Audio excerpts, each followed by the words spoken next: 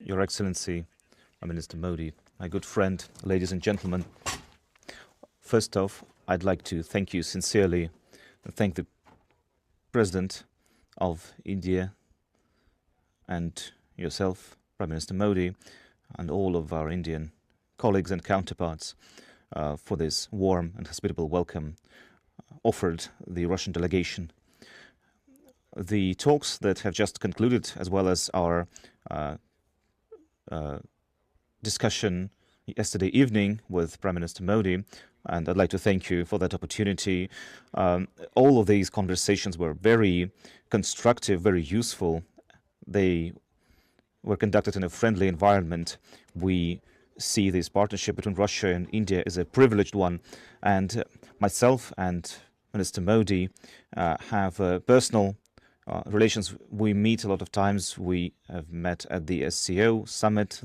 We speak on the phone. We follow closely all of the strategic elements of Russian-India partnership, and we track the implementation of all key bilateral agreements. And today, with the participation of our delegations, we have discussed in depth the entire scale of Russia-India partnership. We have exchanged opinions on urgent and most important regional and global matters. We have outlined priority goals for further strengthening our trade, security, humanitarian sphere, and cultural cooperation. As you can see, we have also signed a number of intergovernmental and interministerial and corporate agreements. Many of them are aimed at expanding economic cooperation between Russia and India. This is natural because our two countries to each other are critical partners in trade, investment, technology. For example, last year, trade turnover grew by 12%, achieving a record of about $64 to $65 billion. And it is estimated that by the end of this year, the trade will be at the same level. We would like, of course, to bring this number up to $100 billion, and to achieve that, we have a program for Russian-Indian development up to the year 2030.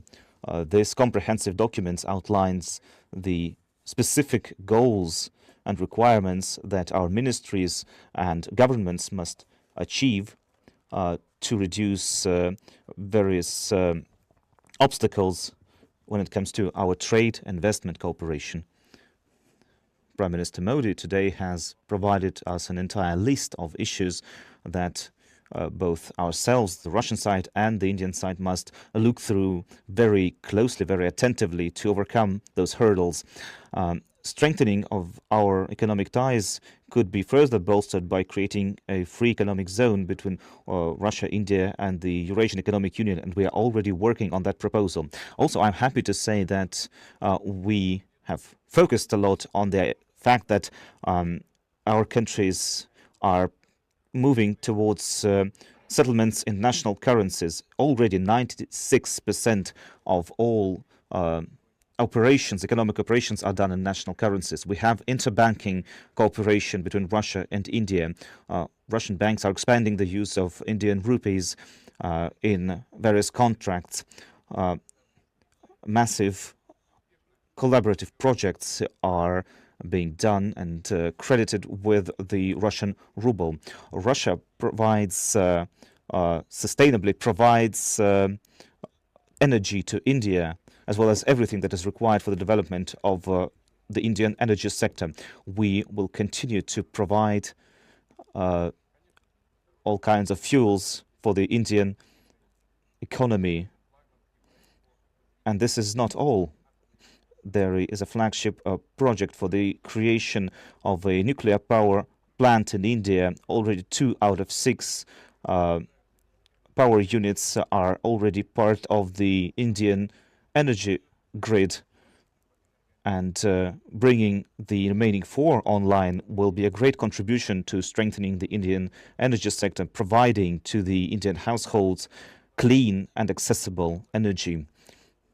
Also creating of small capsule reactors will help us achieve new breakthroughs in agriculture, medicine, and other sectors. We are also creating new logistical routes, the north-south route, also route to, from Russia and Belarus to the Indian Ocean. There are expanding opportunities when it comes to improving the trans-Arctic transportation corridor, including the Northern Sea Route as its main part. There are other sectors of the economy where Russia and India have accumulated positive experience. We have joint initiatives in the industry, in machine building and digital technologies, in space exploration, and other science-intensive sectors. For example, in accordance with the commercial agreements signed recently in Kaluga, a new pharmaceutical factory will be built in with the participation of India, and there will be new pharmaceuticals produced there with Indian participation using Indian technologies. Also, as part of the Make in India flagship program by Prime Minister Modi, will be cooperating on that as well. In New Delhi, the business forum is currently taking place, and we will participate in that as well. The Russian-Indian humanitarian cooperation has been very successful as well. Our two nations have been sincerely interested in the traditions and interests and the spiritual values of one another. We continue to develop educational contacts.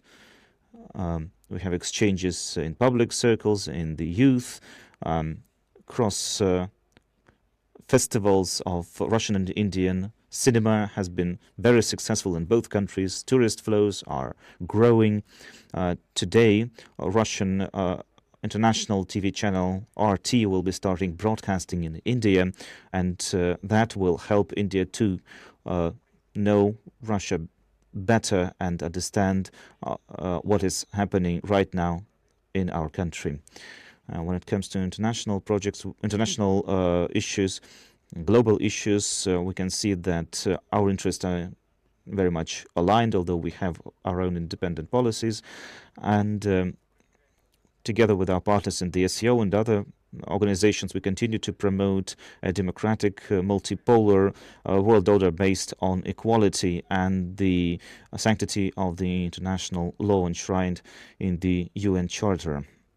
We promote the right of each nation for sovereignty, for its own identity. We want to see a balance of interest between all the participants of the international world order. As the creators, one of the creators of BRICS, we will do everything to strengthen this organization. As India will soon preside over BRICS next year, we will help them, of course, in all the projects and activities.